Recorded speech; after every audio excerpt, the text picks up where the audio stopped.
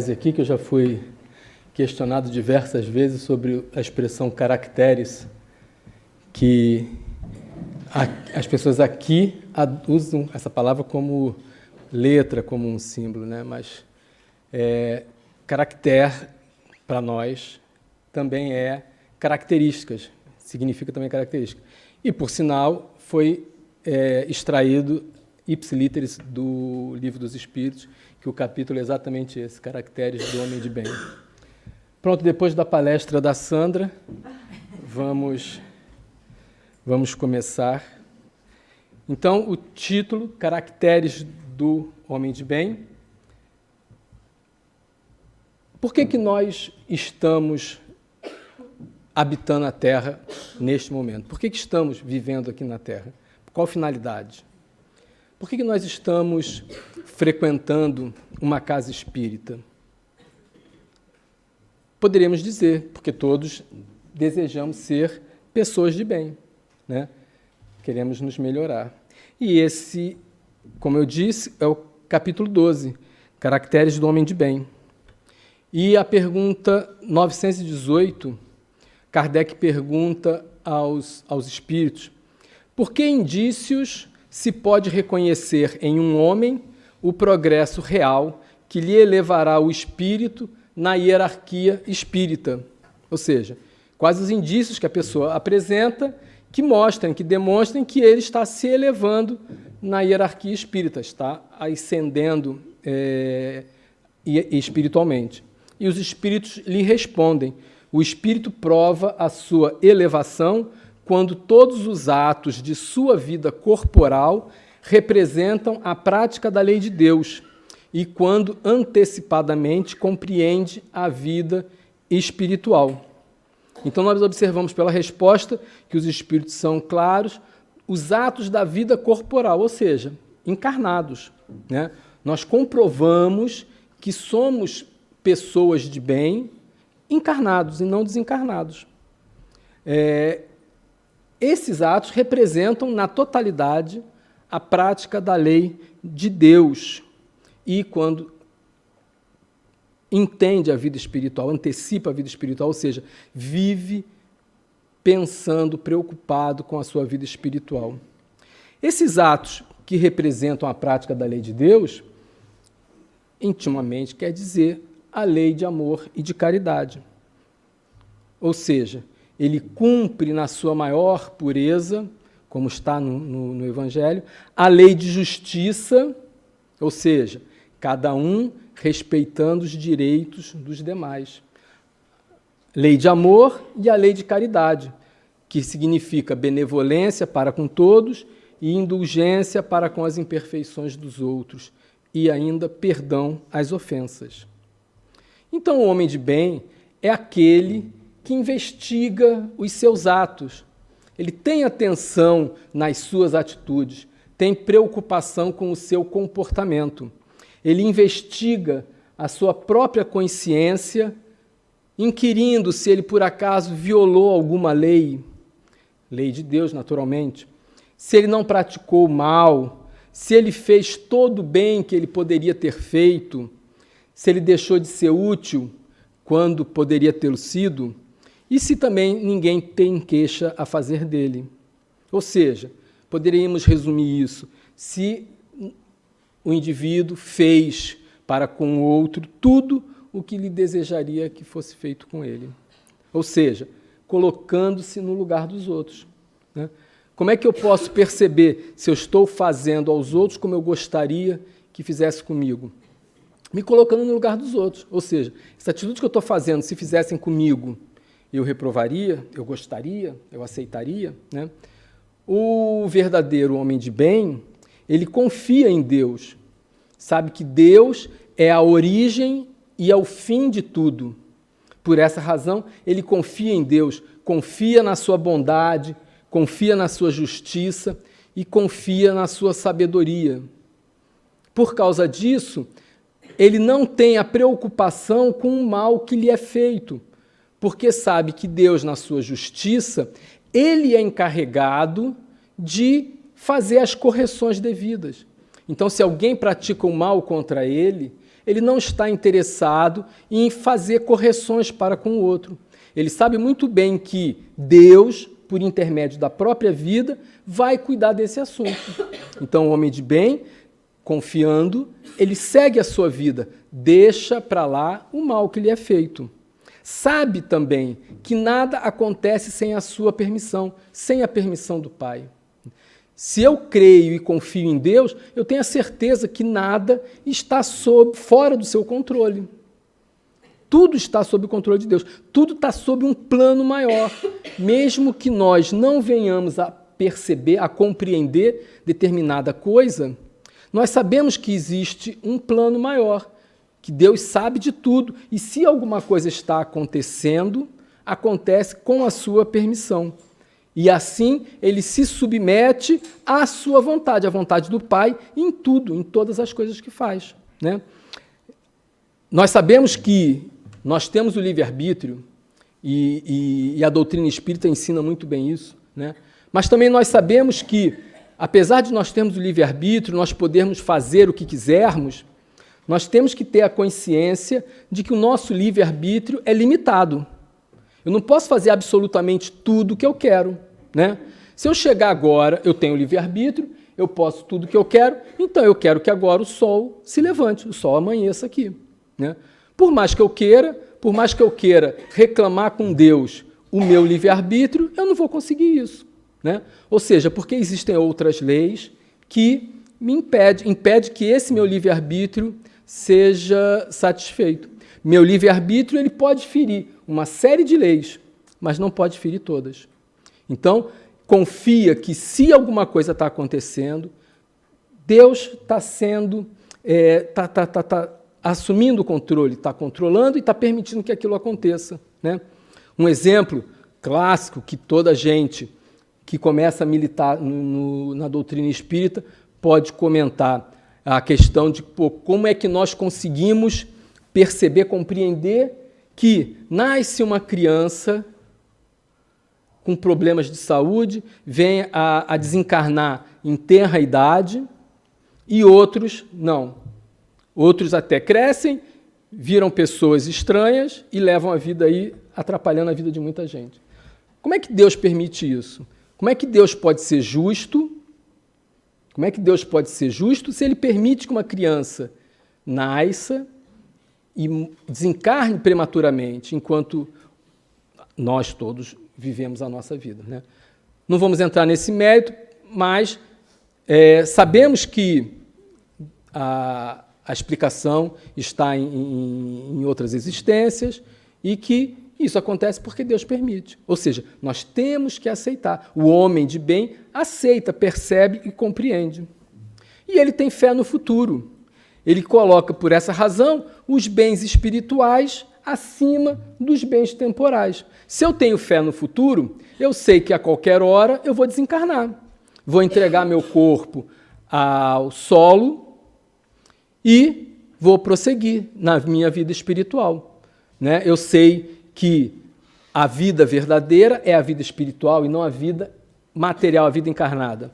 Então eu tenho que colocar os bens espirituais, porque é a vida que eu vou prosseguir levando, acima dos bens materiais, dos bens temporais, que os bens materiais são temporários.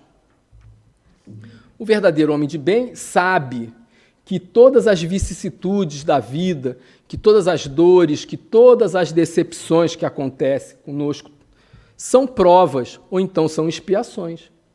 Aceita sem murmurar. Então, ou seja, as dificuldades que eu passo na vida, uma vez que Deus é justo, eu tenho que entender, eu percebo, que existe uma explicação. Kardec fala que se uma coisa pela qual uma pessoa passa, se não tem explicação na vida presente, só pode ter explicação em existências anteriores. Nós não nos recordamos, mas temos fé em Deus e sei que isso tudo são provas ou expiações, ou seja, são consequências das minhas atitudes, das minhas escolhas em vidas anteriores, ou até mesmo, possivelmente, na vida presente. Porque muitas vezes nós praticamos coisas na vida presente e, como diz o ditado, colhemos ainda na mesma encarnação. Então, o homem de bem sabe disso, percebe e entende que tudo pelo que ele passa são provas, não murmura, não reclama, né? As pessoas, algumas pessoas habitualmente comparam a resignação com o aproveitamento, vamos dizer assim. Ou seja, tem gente que discorda, e espíritas, eu digo isso, que discordam esqueci a palavra que eu falei agora. Resignação, obrigado. Tem muitos espíritos que discordam da resignação e justificam dizendo que resignar-se é querer aumentar a dor, aumentar o sofrimento, saborear a prova, né? E não é verdade. Resignar-se é aceitar no sentido de que isto é um fato, está acontecendo. Não implica em que eu não vá tentar superar, em que eu não vá procurar contornar, porque Deus nos dá a lição e nos dá a oportunidade de superar. Então, ou seja, resignar é entender, é aceitar no sentido de que eu não vou reclamar, eu vou aceitar aquele fato, como uma coisa que acontece comigo, e vou, naturalmente, lutar para superar. E se eu não conseguir superar, é por quê? É porque não era para ser. É porque a lição era para ser aprendida dessa forma, né? Nós só temos a lição na medida em que temos a necessidade do aprendizado. O homem de bem, ele faz o bem pelo bem. Ele faz o bem pelo bem. Ele não está preocupado com esperar, com recompensas. Ele não quer nada em troca. Ele faz simplesmente o bem pelo bem. Existe uma questão do Livro dos Espíritos, que agora eu não me recordo o número. Kardec pergunta: o que esperar daquele que pratica o bem, esperando as consequências, as recompensas na vida espiritual? Os espíritos lhe respondem: melhor seria se não fosse assim, melhor seria se ele praticasse o bem pelo bem. Então observa que os espíritos não recriminam aquele que faz o bem esperando as recompensas futuras. E a minha explicação, meu entendimento pessoal, é de que aquele que está praticando o bem esperando uma recompensa, ele pelo menos está praticando bem. Tempos atrás, ele nem isso fazia. Tempos atrás, ele nem praticava o bem. Então, agora, ele pratica o bem, esperando essas recompensas. E a prática, e o exercício da prática no bem, o torna habituado a fazer assim. E aí, a partir de outro momento, ele estará fazendo o bem desinteressadamente, né? Porque nós sabemos que a prática leva à perfeição. Então, se algum de nós que intimamente sabe que eu faço bem porque eu estou ajudando os outros, porque eu sei que no futuro eu vou ter recompensa. Aceite, porque antes vocês nem faziam isso. Então, nós agora, se fazemos isso, nós vamos chegar no dia em que faremos o bem pelo bem, né? Pelo menos não estamos ociosos. Então, não espera. O homem de bem não espera nada em troca. Ele retribui o mal com o bem. Por quê? Como foi dito, ele sabe que o mal que ele recebe vai ser reparado pela vontade do Pai, quando o Pai quiser, né? Sem contar que muitas vezes eu entendo uma coisa comigo, que alguém faz comigo, como um mal, e na realidade não é. Enfim, Deus é que conhece os corações individualmente de cada um. Nosso julgamento, por sermos tão imperfeitos, ele é muito falho. Então ele confia no Pai e, por causa disso, vai retribuir o mal com o bem, né? Não devolve o mal com o mal. Ele defende o fraco contra o forte. Então, se ele pode, ele defende o fraco contra o forte, não deixa o fraco passar por dificuldades. Sempre se sacrifica frente aos interesses da justiça. Se ele confia na justiça de Deus, ele não vai colocar os interesses próprios acima da justiça. ele pode estar levando algum prejuízo, vamos dizer assim, mas ele sempre aplica a justiça. E, com certeza, se a pessoa está tendo algum prejuízo para praticar a justiça, significa que esse prejuízo é material, ou seja, é uma coisa desnecessária. Está ligado ao interesse pessoal. Então, quando a gente diz ele se sacrifica os interesses pela justiça, mostra que ele age desinteressadamente. Isso tudo é um reflexo do sentimento de caridade e de amor ao próximo. O homem de bem, ele se satisfaz no que ele faz de bom para os outros. Nós vimos aqui a nossa amiga Sandra fazendo aqui o peditório para os cabazes. Por que nós fazemos isso? Eles precisam, naturalmente. Mas nós, eu falo por mim, mas eu acredito que seja pensamento de todos, nós nos satisfazemos em estar fazendo isso. Ou seja, nos agrada ver aqueles que sofrem, nós podemos fazer tão pouco, né? Então nós pedimos aqui que possam ajudar nas coisas que faltam, nas complementações. Ou seja, nós compramos um pouquinho de nozes, de frutas secas, por exemplo, para colocar nos cabazes. Nós estamos gastando quase nada, não vai nos trazer dificuldade, e nós estamos ajudando. Isso satisfaz-nos, isso nos faz alegre. Então, o homem de bem se satisfaz quando ele faz o bem para os outros. Ele se satisfaz nos serviços que presta, quando faz os outros felizes. Quando ele enxuga a lágrima dos outros, quando ele consola os aflitos, tudo isso lhe agrada, lhe satisfaz. Ele primeiro pensa nos outros e depois pensa em si. Ou seja, ele cuida dos interesses dos outros antes do seu próprio interesse, né? Ao contrário do egoísta, que está sempre contabilizando o que ele pode receber em troca daquilo que ele está fazendo.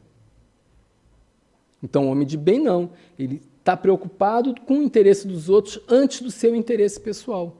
Ele age desinteressadamente. O homem de bem vê toda a gente, todos os homens, como seus irmãos, que somos, efetivamente. Somos todos filhos do mesmo Pai. A encarnação mostra que hoje eu estou numa família, amanhã eu estou em outra. E a história, a literatura espírita está recheada de exemplos de pessoas que foram antagônicas em determinadas existências, em outra existência nascem no mesmo lar, na mesma família sanguínea, em função dos resgates. Ou seja, todos nós somos irmãos. Essa família terrena, ela não é exatamente a família espiritual. Todos nós somos irmãos, então, por causa disso, age com bondade, age com humanidade, age com benevolência para com todos e não distingue nem raça, nem crença, nem ideologia, nem nenhum tipo de posicionamento pessoal. Ou seja, reconhece aquele irmão no seu estágio evolutivo sem se preocupar com o nível evolutivo efetivamente. Então, ele pensa do jeito que ele pensa, eu penso do jeito que eu penso.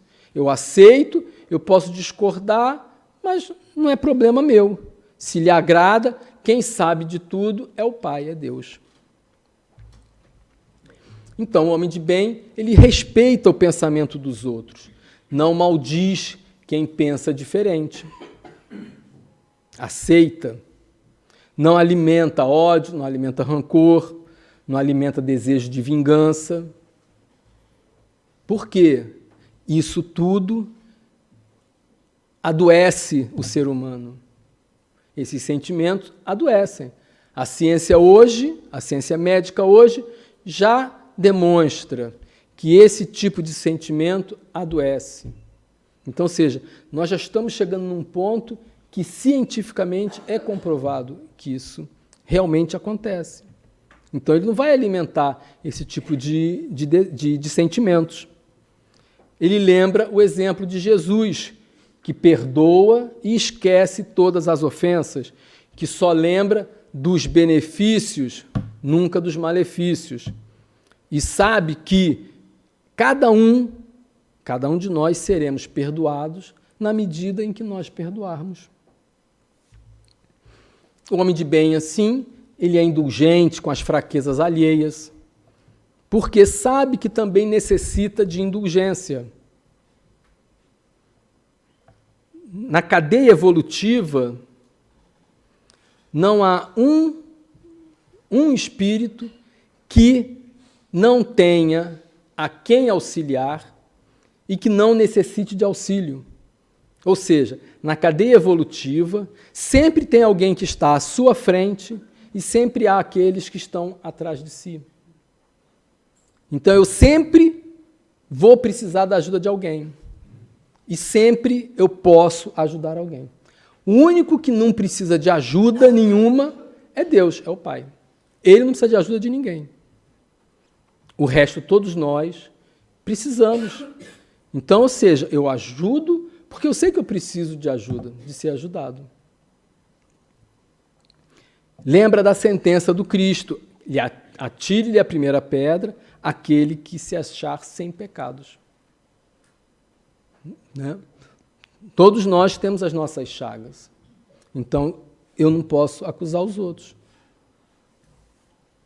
Nunca procura os defeitos alheios, também não os evidencia.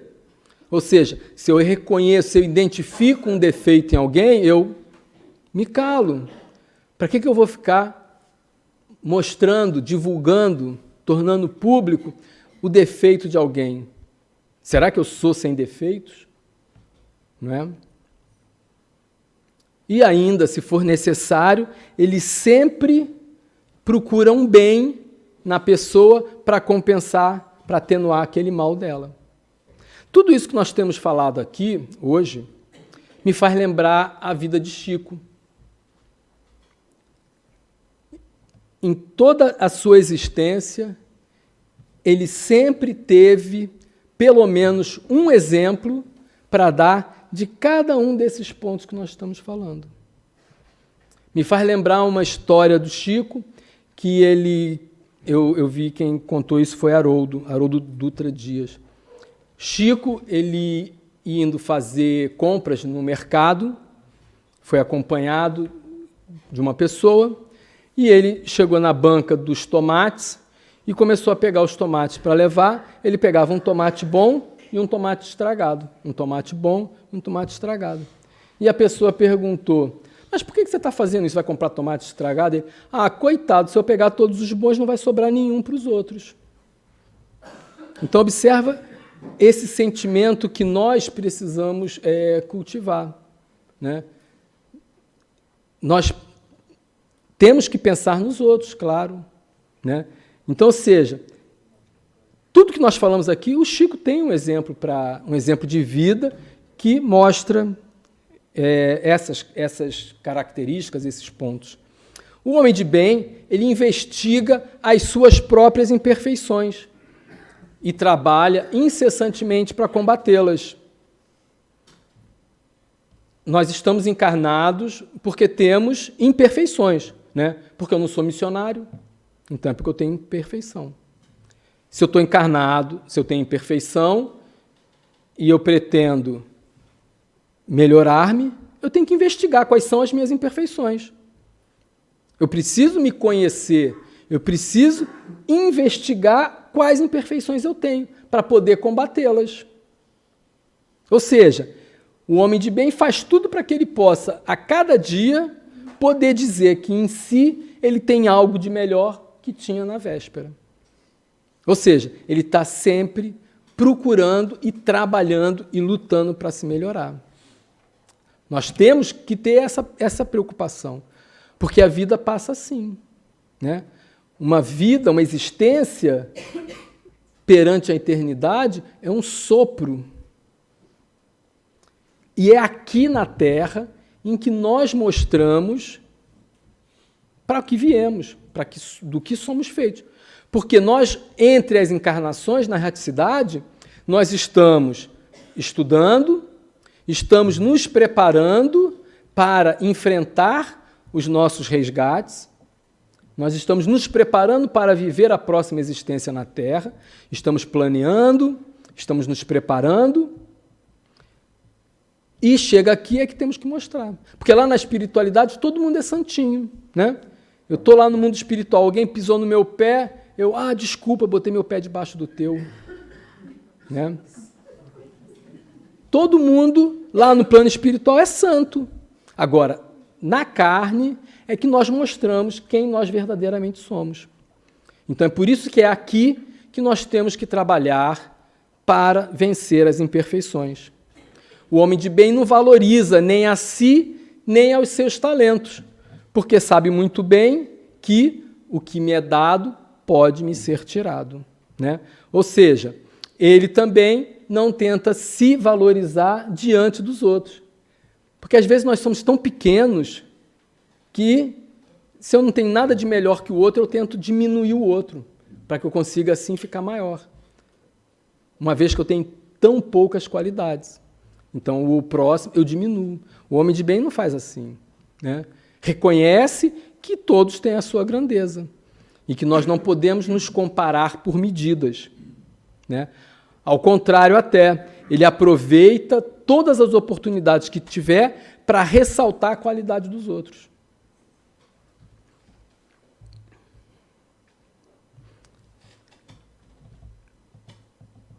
Tudo que nós possuímos pode ser tirado de nós. A riqueza, as vantagens pessoais, né? As maiores dificuldades, segundo contam, encarnatórias, é a riqueza e a beleza. Né? Ainda bem que eu não sou nem rico nem bonito. As vantagens pessoais que nós temos são condicionantes de uma série de circunstâncias que, no fundo, é explicada pela necessidade de resgates que nós temos. Então, se eu venho abastado, é porque eu tenho que cumprir uma missão, eu tenho que cumprir uma tarefa fazendo um bom uso disso. Então, não vou tirar vantagem por causa disso. Né? Porque pode ser assim a minha ruína. Então, ele usa, mas não abusa dos bens que tem, porque ele é depositário e, no fim, em algum momento, ele vai ter que prestar conta de tudo de todo o uso que ele fez. Né? O pior uso que pode se dar aos bens é aplicá-los para saciar as paixões, as próprias paixões. Né? Isso, então, é... Por isso, se o indivíduo está em posição de mando, ele vai tratar os comandados com bondade, com benevolência, porque todos são iguais a Deus. Então, mais uma vez, se ele está numa posição de comando, ele sabe que aquilo é circunstancial. Ele está ali porque ele tem que cumprir alguma coisa, porque ele tem alguma coisa de positivo que pode ser feito pelos comandados. Então, ele vai tratá-los com bondade e com benevolência, porque todos somos iguais. Né? Ao contrário, ele vai usar a sua autoridade para levantar o moral dos seus subalternos e não para esmagá-los com o seu próprio orgulho. Né? E ainda, ele faz tudo para não tornar a posição dos seus subalternos menos penosa do que já aparenta ser. Então, a sociedade atual, a sociedade ao longo do tempo, ela valoriza muito essas coisas. E nós, porque somos educados nessa sociedade, somos mal educados nessa sociedade, nós, então, muitas vezes não agimos dessa forma. Né? Ao contrário, se ele é subordinado, ele compreende os seus deveres, os deveres daquela posição que ele está ocupando naquele momento, e se empenha em cumpri-los conscientemente, criteriosamente. Então, o homem de bem, resumidamente, ele respeita os bens e os direitos que cabem aos seus semelhantes, em que a lei da natureza dá aos seus semelhantes, da mesma forma que ele quer os seus direitos respeitados. Ou seja, todos nós temos os mesmos direitos. Então, vamos respeitar o direito que a lei da natureza dá a cada indivíduo, porque, de alguma forma, a lei da natureza está dando-me direitos. Nesse capítulo, Caracteres do Homem de Bem, há duas perguntas, a pergunta 918 que eu falei, e a 919, que é a mais interessante, na minha opinião, e desde a primeira vez que eu passei por ela, eu nunca me esqueci dela.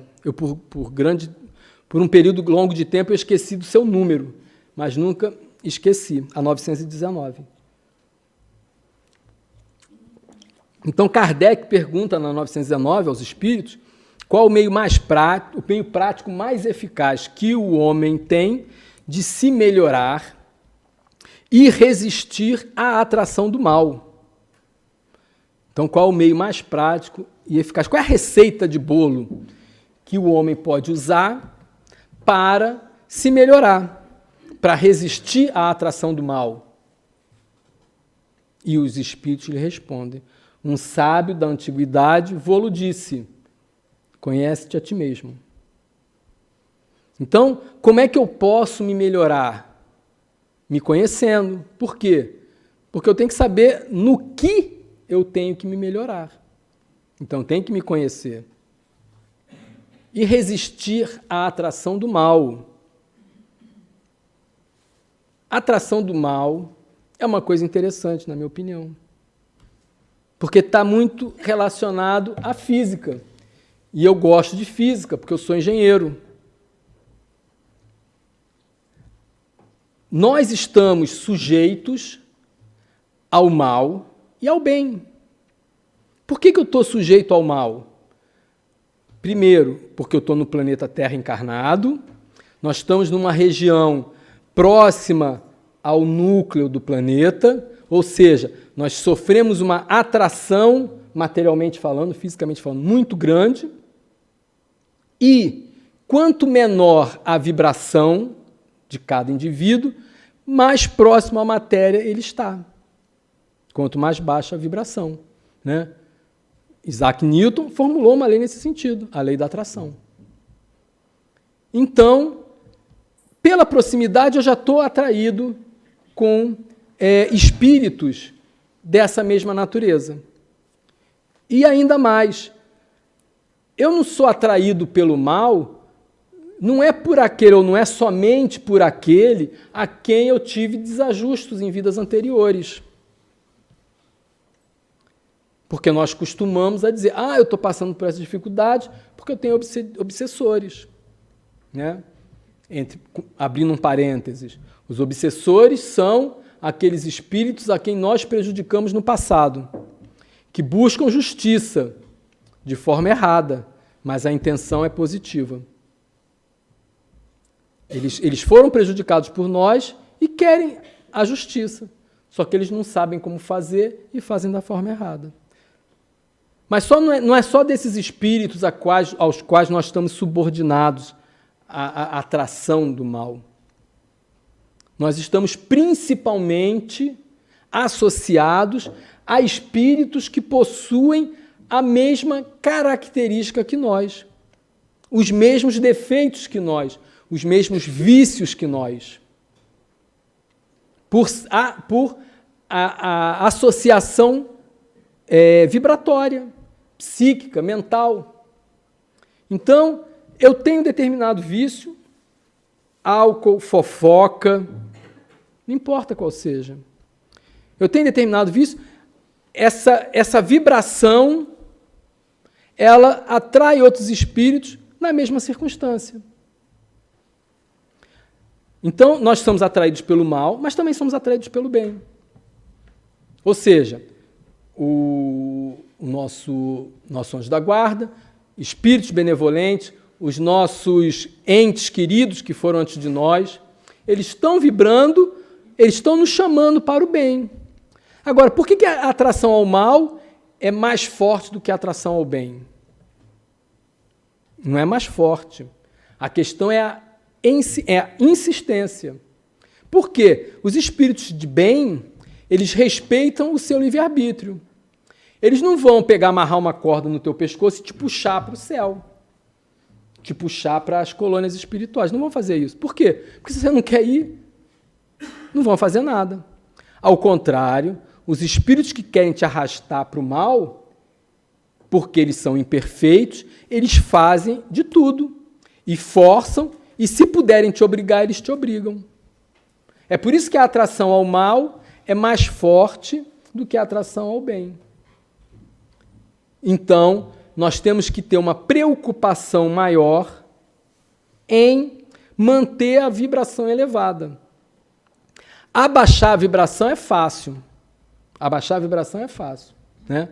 Por exemplo, nós estamos aqui, todo mundo aqui assistindo a palestra, todo mundo de mente ligada, mas aí o Ricardo demora para terminar, aí já começa a pensar, Ricardo não termina. Baixou a vibração. E depois, para voltar, é difícil, né? Vai ter muito esforço. Ao contrário, se eu estou vibrando alto, qualquer coisinha, para manter a vibração elevada, é muito difícil. Nós temos que ter uma atenção muito grande. Nós temos que ter um autocontrole muito grande. Não deixar todas essas picuinhas da vida me envolver, me influenciar. Então, realmente é muito difícil. Para nós vibrarmos no bem e mantermos... Chegar lá é fácil. Nós estamos aqui todo mundo vibrando elevadamente, né? Manter a vibração é que é difícil. Nós vamos lá para fora e aí acaba toda essa atmosfera. E aí nós temos que trabalhar em nós essa manutenção. Então, vem o comentário de Santo Agostinho, que é a cereja no topo do bolo. Santo Agostinho dá o exemplo do que ele fez para conseguir o autoconhecimento, uma vez que o autoconhecimento é peça fundamental, é peça-chave em quem quer se melhorar. E a explicação dele, muito simples, viu? Vamos ver, muito simples. Ao fim de cada dia, interrogue a sua própria consciência. Passe em revista, faça uma revisão de tudo que foi feito durante o dia. Pergunte para si mesmo se não faltou com nenhum dever.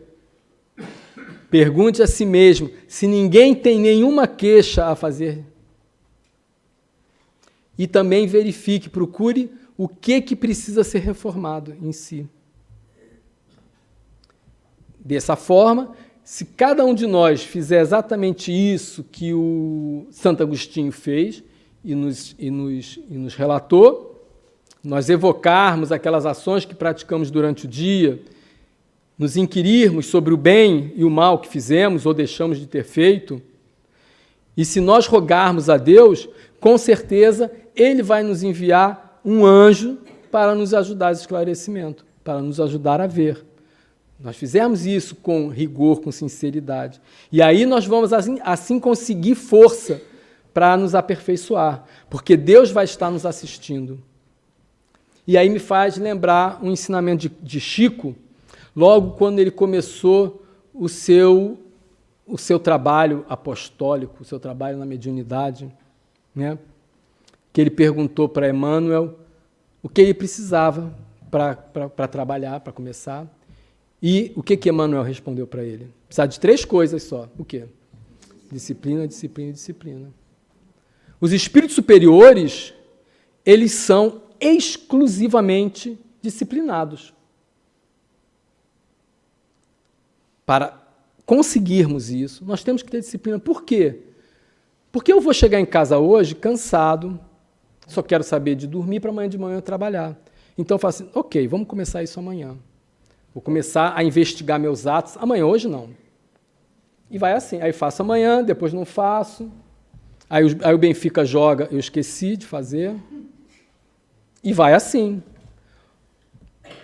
Por que isso acontece? Porque eu não tenho disciplina. E estou falando a verdade, eu não tenho disciplina mesmo. Eu reconheço isso e pronto, é uma das minhas lutas. Para começar isso, eu tenho que lutar para ganhar disciplina. Né? Nós estamos preocupados em televisão, estamos preocupados com uma série de coisas, e o que é essencial, como diz Exupéry, o essencial escapa aos nossos olhos. Então nós temos que ter essa preocupação, nós temos que ter a disciplina, temos que desenvolver a disciplina para poder desenvolver isso que Santo Agostinho falou, porque senão nós não vamos conseguir. né? Então, segundo Santo Agostinho, cada um deve perguntar a si mesmo sobre as coisas que anda fazendo. O que eu ando fazendo por aí? Né? Com que objetivos eu tenho feito o que faço? O que eu fiz, eu censuraria se outro estivesse fazendo?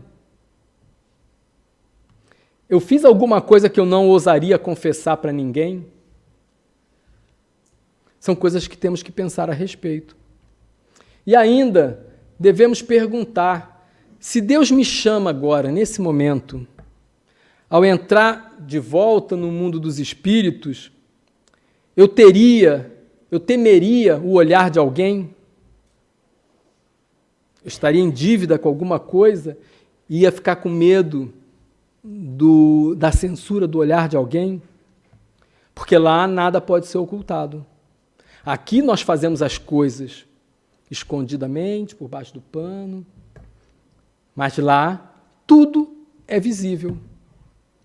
E me faz lembrar o livro de Camille Flammarion, Narrações do Infinito, em que, resumidamente, é um livro maravilhoso, todo mundo deveria ler. Ele narra acontecimentos que passaram após o seu desencarne. E vou ser bem resumido mesmo. Ele observa cenas iguais que aconteceu com ele. Ele desencarna e observa no planeta Terra cenas que aconteceram com ele, exatamente igual. Uma pessoa igual a ele, fazendo coisas que ele fazia quando era criança, e ele começa a fazer uma série de... inquiria várias coisas, fazer uma série de questionamentos. Por exemplo, será que existem universos paralelos em que as coisas acontecem em universos diferentes?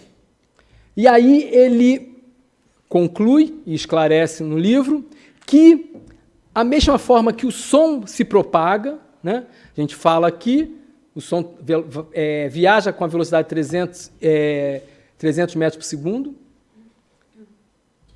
Daqui a um segundo eu posso ouvir o que eu estou falando agora a 300 metros de distância, né? Se eu estiver falando com a potência suficiente. Da mesma forma que o som viaja no ar, a luz se propaga no vácuo. A luz viajando a 300 mil quilômetros por segundo, se eu me afasto da Terra uma determinada distância, eu vou observar um fato que aconteceu na Terra no momento desde o tempo em que a luz demorou para chegar até ele.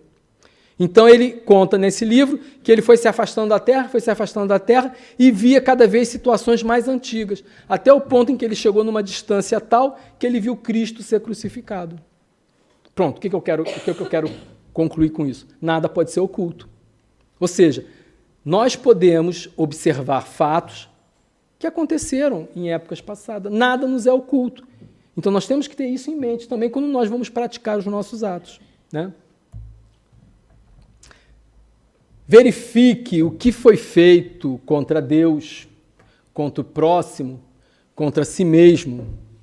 Porque muitos de nós dizemos, eu não faço nada contra Deus, eu não faço nada contra o próximo, mas contra mim mesmo eu faço cada atrocidade, né? Então temos que verificar o que nós fizemos contra Deus, contra o próximo, contra nós.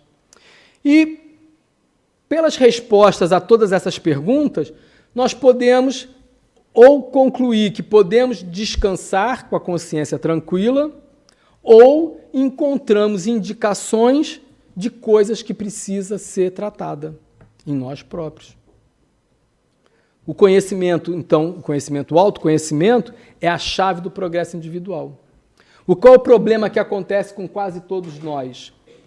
Nós pensamos e queremos melhorar os outros. Eu vejo o defeito de cada um, você tem que se melhorar, você tem que mudar. Não é possível que você continue fazendo isso o tempo todo. Mas eu não tenho tempo, porque eu estou olhando o defeito dos outros, para olhar os meus defeitos.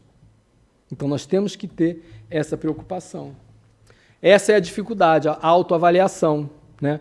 Ainda contando com a ilusão que o amor próprio dá-nos, que vai atenuar nossas faltas. Então, o amor próprio sempre encontra uma explicação, uma justificativa uma desculpa pela forma como que praticou. Ou seja, arranja uma desculpa para as nossas faltas, né? Por exemplo, o avarento se considera econômico, se considera previdente. O orgulhoso acha que tem só dignidade, mais nada, né? E isso é real. Isso é real. Então, nós temos que achar um meio de verificação para que não nos deixemos iludir, né? Então, na dúvida, como é que nós fazemos? Vamos classificar o que eu fiz. Se o outro fizesse, eu censuraria? Coloca na pior pessoa que nós conhecemos. Se aquela pessoa fizesse isso, eu ia censurar? Se eu censuraria, outra pessoa fazendo, certamente não é válido fazendo eu, né? Por quê? Porque Deus não tem duas medidas. A medida que Deus avalia Ele avalia todos. Outra coisa é avaliar como que os nossos semelhantes pensam dos nossos atos, das nossas atitudes. Principalmente a opinião dos nossos inimigos, porque eles não têm interesse nenhum em mascarar a verdade. Então é muito importante. No Livro dos Espíritos, fala sobre isso, que Deus coloca os nossos inimigos na nossa frente para nos mostrar os nossos defeitos, as nossas falhas, né? Ou seja, coloca-nos como um espelho, para que nós venhamos ser advertidos com mais franqueza do que se fora feito por um amigo. Porque o amigo vai sempre ter uma desculpa. A benevolência, né, que foi falada no início. Enfim, quem tiver com sério desejo de se melhorar, deve investigar a sua consciência, a fim de extirpar de si os maus pendores, da mesma forma que nós vamos lá no jardim arrancando as ervas daninhas. E quando a gente fala de consciência, me recorda a questão 621 do Livro dos Espíritos, que Kardec pergunta: aonde está escrita a lei de Deus? Se nós formos perguntar ao católico, ele vai dizer que a lei de Deus está escrita na Bíblia. Se for a um muçulmano, está escrita no Corão. A um judeu, está escrita na Torá, e assim por diante. Nos livros místicos, né? Como se a pobre linguagem humana fosse capaz de expressar a plenitude das leis de Deus. Os Espíritos respondem o quê? Onde é que está escrita a lei de Deus? Na consciência. O que isso quer dizer? Que Deus escreveu a Bíblia quando nos criou. Quando Ele nos criou, Ele escreveu a Bíblia na nossa consciência. Então, nós temos conhecimento de toda a lei de Deus. Então, podemos fazer essa investigação que nós temos material suficiente para fazer essa avaliação, né? Fazer um balanço moral no fim do dia, da mesma forma que o comerciante faz no fim do dia, para avaliar as suas perdas ou seus lucros, né? Então, ou seja, quanto mais eu puder dizer no fim do dia o que eu posso fazer de melhor, melhor eu vou poder dormir à noite, né? E dormir em paz, para que no dia seguinte eu possa caminhar, ou até, se chegar o meu desencarne, eu poder chegar com a consciência tranquila no fim do dia, né? Então, Santo Agostinho recomenda que nós formulemos questões bem específicas, bem precisas, bem nítidas, para não haver margem de dúvida, né? É bom gastar um tempo fazendo isso. Por quê? Porque senão nós podemos perder essa encarnação. Fazendo isso, pode nos resultar estar mais próximo da felicidade eterna, né? Então, nós não trabalhamos normalmente no nosso dia a dia para nós termos uma tranquilidade na nossa velhice, né? Nós não trabalhamos, não guardamos para que quando chegue a velhice nós podemos ter tranquilidade. Então, é a mesma coisa. Vamos ser previdentes do ponto de vista moral nas avaliações para que nós possamos no futuro estar bem melhor. Eu sei que todo mundo está cansado de mim, né? Não, o que é isso? Não vale a pena alguns esforços? Não vale a pena? Né? Eu aposto que ninguém discorda do que foi dito aqui. Acho que todos concordam com o que foi dito. Né? E também eu acho que, a exemplo de mim, muitos não fazem isso. Né? Não precisam dizer nada, não. Deixa que só eu digo. Por que não fazemos? Né? Disciplina. Então, é essa ideia que os Espíritos nos passam, essa recomendação. E como foi dito, se nós fizermos com sinceridade, se nós fizermos com cuidado, se nós fizermos com atenção, Deus vai nos assistir, Deus vai nos auxiliar e Deus vai nos dar força para vencermos. Nós não precisamos pensar que hoje eu vou começar, amanhã eu já sou bom. Não é assim. Né? A vida não dá salto nem pinote. Tudo tem um ritmo, mas tem que ter um começo. Então nós temos que começar e trabalhar em paz, trabalhar com calma, mas trabalhar sem parar. Então, que Deus nos abençoe, que possamos todos levantar essa bandeira pessoal, porque é uma questão íntima, pessoal, e que possamos tomar realmente essa decisão e levar com coragem à frente esse trabalho. Que assim seja.